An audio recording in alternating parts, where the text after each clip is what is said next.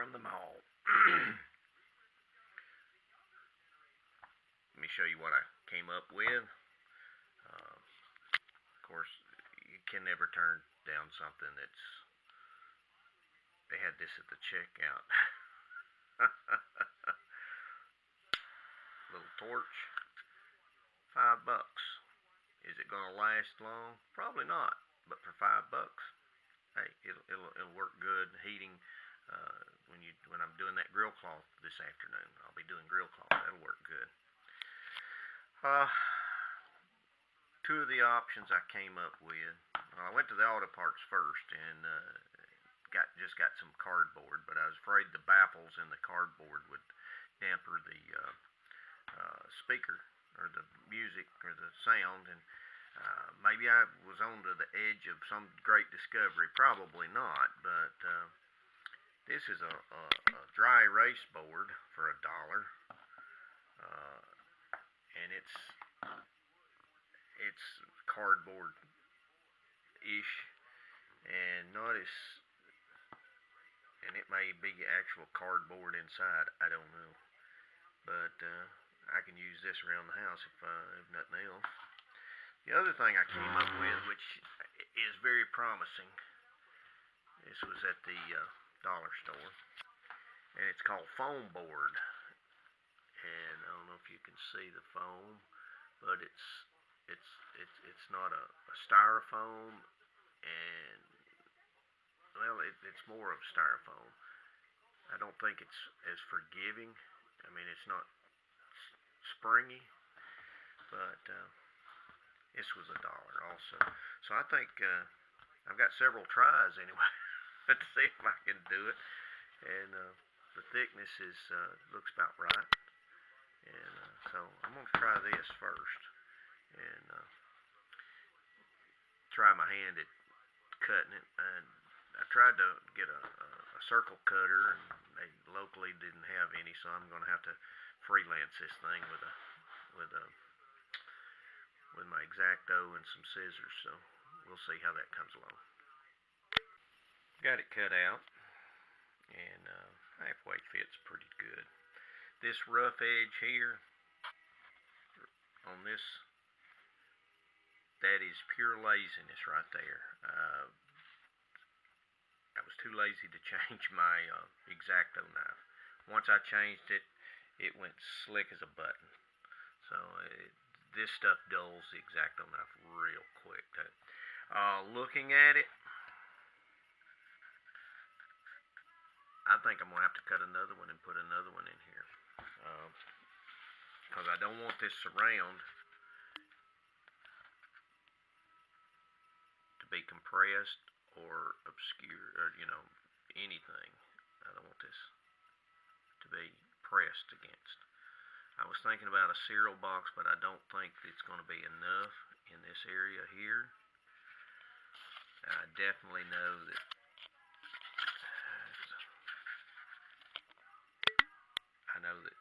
this would be enough to keep it up. So the hard part's over. Cutting this first one out. So I've got a good template to go by. I'll just set that down, and I'll cut a new one, and I'll double this. And that'll keep that surround up away from the speaker cloth. Well, I changed strategies a little bit. I started I just cut it in two, because a lot of times these things are in pieces, and that way what I did is I would take, and I'm just custom fitting it in there. The big thing is I had to make sure that this edge is perfectly perpendicular, otherwise it was squeezing the surround, and we don't want it to squeeze the surround. We want it to hold it down, but not impede it in any way. So I've got that first one in there. I think it's going to work fine, but now I'm going to come back and cut the other one, but I'll overlap these joints. I'll cut them here and here so that the joints don't line up with each other, and that way this will be sitting above the grill cloth, and that should have plenty of space to get the good response that it needs. Uh, so that's the game plan so far, and I could probably mount it in there just like that, and it probably be okay. But I want to get it up above. I guess you can see it. Get it above that. I've got these trimmed out, and I'm ready to glue them. No, the rats didn't get back in this. I took and hand trimmed each one of them to make sure that we got plenty of clearance. It may not look really good, but it's going to be inside the speaker or inside the up against the grill cloth, and no one, maybe for 80 more years, will see it. But if it does the job, that's all that matters. So what I'm going to do is I'm going to go ahead and pull these two pieces out, and I'm going to lift up the surround, and I'm going to put some glue around there and put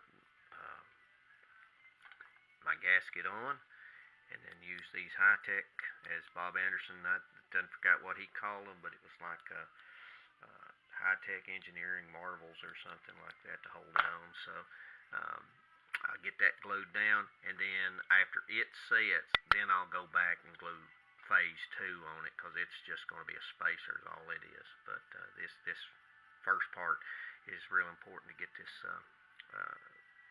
cone and this surround glued down to this the speaker itself. That should be ready to go now. Let's plug it up. I'm going to let that glue set for a while, and then I'm going to put the second gasket on top of it, and then probably take my soldering iron and burn holes for the screws in there. Probably what I'll end up doing. But I think that's going to work out fine. Let's let it dry. Well, let's test this speaker. It's dried overnight. I've connected it up to the Philco, and I put a new power cord and a fuse in there. Put some new wiring on the grid caps and the light. So let's go ahead and bring it up. We can test both of them at the same time. Let me go ahead and dial 9-1, and in case something goes really bad, I can hit the other one real quick. So we got fire in the hole. Let's see, there's 25 volts, less than 100 milliamps. That's looking good. There's 50. Got a light coming on. That's the dial light. There's about 200 milliamps. There's about 75 volts or so. There's about 90. If it's going to happen, something should happen.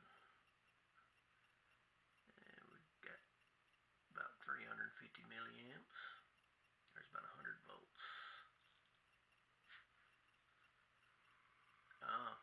Hearing something. Let's bring it up to about 115. Okay, I've got the capacitor fully meshed. Let's bring it up. Bring it out.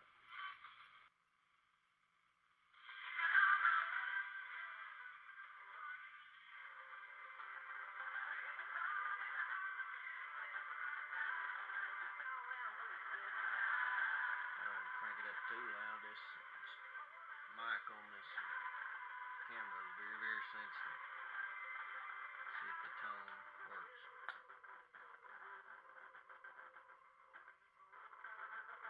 There's the bass and the treble.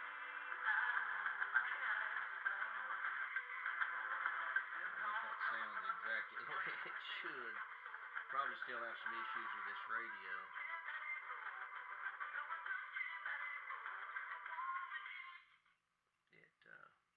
Probably needs good alignment.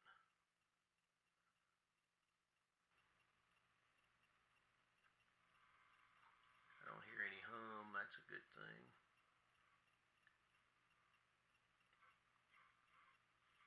There's a faint station.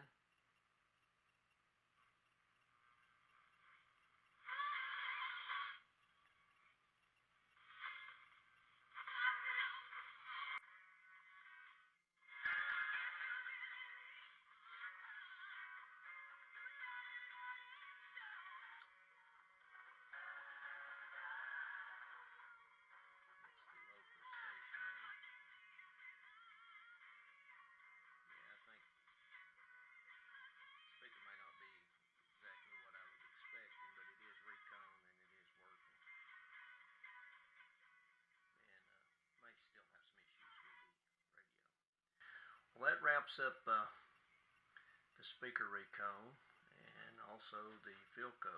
So I'm going to go through it, check all the voltages, and make sure they're where they need to be, and check for loose connections and everything.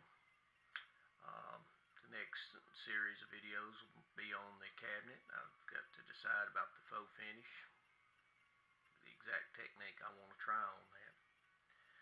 So that'll wrap this one up. Thanks for hanging with me. I know it's two part, and it was a long series on the speaker, but I felt like some of this stuff needed to be included. A lot of details are left out in a lot of these others. So this is Larry from the hills of Tennessee. I appreciate you for watching.